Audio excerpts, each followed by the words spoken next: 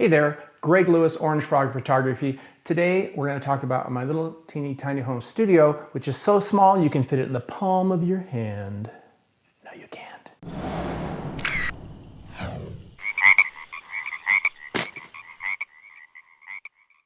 Today I'm going to tell you a little bit about my super small home studio. Now today, let's just talk about the stuff in my studio, and then in another episode we can talk about the space and how I set it up and organize things. And let's try to divide this video pretty much into things that you absolutely need in a small portraiture studio, things that you kind of need in a small portraiture studio, and things you really just don't need at all. So before we move on, I should point out that this is in no way sponsored by anyone. I'll go ahead and leave a list of all the stuff we talk about below and how you can buy it. I don't even have a Amazon click-through thing, so there's no, I'm just sharing. But I will take a drink of my non-sponsored soda first. Oh, that's refreshing. Right at the top of the list of things you're going to need in any portraiture situation is a camera. Your camera doesn't really matter in a small home studio. I have a Canon 6D. It's about a 20 megapixel camera. The primary thing you're going to be concerned about in a small home studio is that it's got some, well, let's say 12 megabytes or up, or megapixels, or pixel nickels, whatever they're called. But the thing that's really important is that you can adjust shutter speed, f-stop, and ISO on your camera. Other than that, you're pretty much good to go. So far as lenses are concerned, that's really kind of up to you as well. I have here a Canon 26 to 10, that's not true. I have here a Canon 24 to 105 f4. Now that works fine in a studio, and that's the great thing about a studio is it doesn't have to be a particularly fast lens because you're controlling all the light, you have all the light you're going to need, and also you don't typically need to make the background fall off because typically it's something like this, so it doesn't matter if it's blurry or not. So just about any lens will do. Now after your camera and lens, the most expensive thing you're going to be investing in your studio is lights. Now, you can go crazy with lights and they can get very expensive. And bear this in mind, if you're going to just be using them in your small home studio, you don't need to have expensive lights, because the reason the lights get expensive is you need to use them outside where they're powerful and they can overpower the sun, and they need to be rugged, and they need to be portable and small, and they need to be able to have batteries and have radio triggers and all that. And in a small studio, you don't need any of that. So let's look at what I've got here. This, a lot of people will know that these are common inexpensive lights. They're called Alien Bs. This is a B400. I think it's 160 watt second light.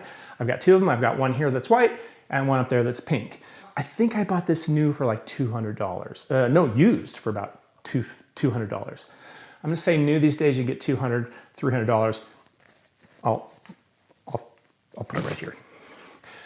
Now, consider this, if you want to use them in the studio and outside the studio, then yeah, you might want to get an expensive light that'll do dual purpose, but I don't choose to do that. Mostly outside the studio, I only use Speedlights.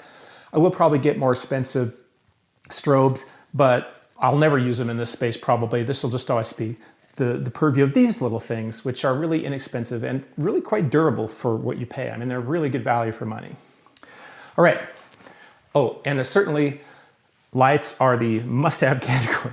You could do a studio with just windows, and I've seen people do what they call a studio, in their living room or kitchen with just a big window, and that's fine. But to me, a studio is somewhere where I can always control the light and have all the light I need or don't need all the time. So that's my definition of a portraiture studio. Now, the next thing that you're going to want with lights is some kind of light modifier. And this is where you can go in so many directions. And I should say right off the start, it's criminal how much some people are charging for light modifiers. I mean, the quality of light between an expensive 30-inch Octabox and an inexpensive Octabox is minimal, if any. The reason there's difference in prices usually is in portability and durability. That's usually the difference in prices on almost everything in photography. It's like a lot of things will do the same job, but will it do it consistently, sturdily, and portably? And since nothing in my studio goes out of my studio, portability is not something I concern myself with, and that is why I use this pretty inexpensive Fotodiox 30-inch, 3-foot Octagon. The great thing about this is it really, I don't know, again, sorry, I didn't memorize all my prices before I started this. It costs this much. And like I say, I'll list it below. You can get larger and smaller ones. I found the 30-inch is a pretty good size for this size studio because usually you want to, the distance between the subject and the light source is usually about the same as the size of the light source. So this is a 3-foot octabox, so I put it about 3 feet away, and in my studio that works out fine.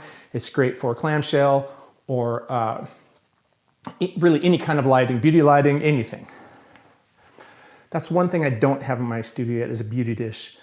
Beauty dishes are kind of expensive, and you can get a very, very, very similar look with a box. So I haven't yet got a beauty dish, but that's something you might consider if you know your audience is going to be beautiful skinned young people a lot, which mine isn't. So Softbox is kind of a better way to go. It's a little more forgiving and flattering.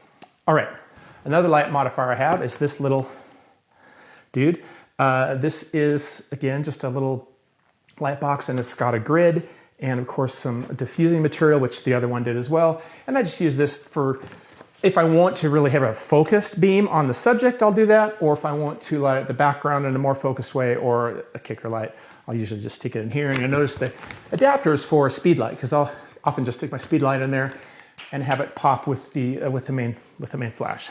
So umbrella. Now, umbrellas are awesome for any photographer, portrait photographer at any level. They produce beautiful, beautiful light, and this comes in all sizes and shapes and costs. And the only problem with, and there's also shoot-through varieties and reflecting varieties. The only problem with an umbrella is it really lets light go everywhere. And in a space this small, you don't always want that. And also, the one umbrella I do use in my studio is this really big one, which is relatively expensive. Don't recommend it to everyone. But the one thing that is great on it, hello, let's just open it up. Oh, it's so big. Look at that. It's, I think it's 6 foot because it's as tall as I am tall, wide as I am tall. So the great thing about this is I can put it over in the corner. It does have a big diffuser you can put on it. And when I have little kids in the studio who you don't want to, you know, they're not going to look right at the camera or right at the light. They're just going to be going all over the place and moving around a lot. So a bigger light source like this is a little more forgiving in that situation, and it still gives some directionality, but it doesn't require them to be still so you can get the light just so. And that's generally where I use this. Or if I have a really big group, which would never have it, you know, outside, I'll use it with that. It's just a great, great umbrella.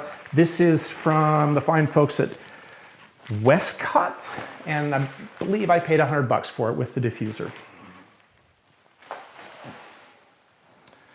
Okay, now in addition to light modifiers, again, those are just some of the light modifiers I use.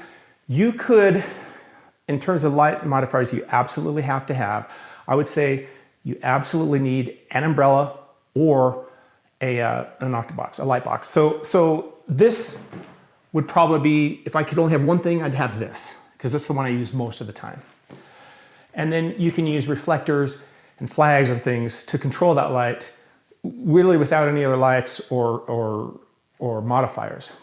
Now, let's talk a little bit about reflectors. Reflectors are really something every portrait photographer uses, and uses them a lot, either outside or inside. This is a very inexpensive reflector that folds right down, and it also has a cover on it. It's a convertible. The cover is white on one side and black on the other. This is a great reflector because I use it for clamshell lighting. I'll put the main light up here and have it right here, and it's a very nice quality of light and also very inexpensive. It's also speculative. No, speculative is what traders do. It's specular. It's not speculative. You're a speculative trader. Your reflection is specular. Woo, big words. Specular, 3 syllables. Another one I use is this big old boy. This is also a reflector. You can use it as a reflector as it is. It's also translucent, so it can be a, it can be a diffuser if you put it out in the sun, or I can diffuse a larger, up a window or something. I also use this a lot as a flag because it also has a cover. So it has a black side and a silver side, and I can use it to flag off things. Because like I said, in a small space, you often want to control the light, and I've got big light sources, and sometimes I just bounce around too much. So I'll put the black over here if I want to get more of a moody look from one side, and that's very handy. Reflectors definitely follow into you ought to have them in your studio. So the things you absolutely need: camera, lights, reflectors. You absolutely need them, but you don't need to spend a lot of money for them, okay? Another thing you're really gonna wanna have in your studio is these. The unsung hero, the light stand. The light stands can be very inexpensive. You probably want about 3 or 4 of these, at least in your studio. They do a lot of neat things. This one has a little clamp on it, so you can clamp reflectors on it, or I don't know, there's 100 uses to clamp a flag on it. You can put it up higher to put put a light on it. You wanna have the background, or there's just 100 uses for a good light stand, or even a crappy light stand. Now, you don't need to pay a lot of money for these at all. They're super cheap, Neewer or whatever the Chinese knockoff brands sell them for nothing. And you don't need them to be much because they're gonna be indoors. They don't have to support a lot of weight. And one thing you'll always use with them is, if any stand you get, you're gonna want one of these, which is a little weight. It's called a sandbag. In fact, in this I have water bottles because they're nice and heavy and it doesn't get stand anywhere. And in an emergency, critical situation, I have extra bottles of water. So the thing about stands is the stand can be inexpensive. What you don't want to be inexpensive are the bits that go on top, like these little holders. These things, you should be metal. I don't think they cost very much. Again, get them on Amazon from China or whatever, but make sure they're metal and they have metal screws and metal, the clasp part of it, the pull part is metal, because if it's plastic, it'll break. And that's just no good. You don't want that. Okay.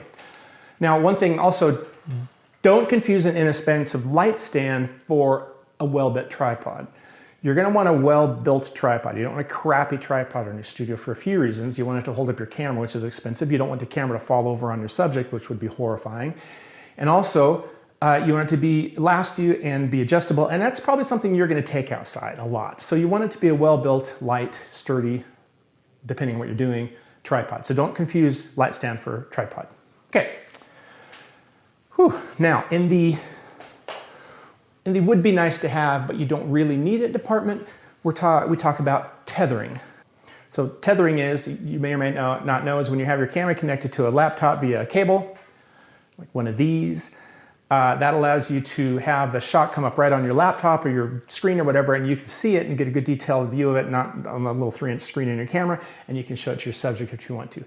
I like to shoot tethered when I can. For that reason, I have this little orange cable, which is well lit so you don't trip over it. And also, I have one of these little stands.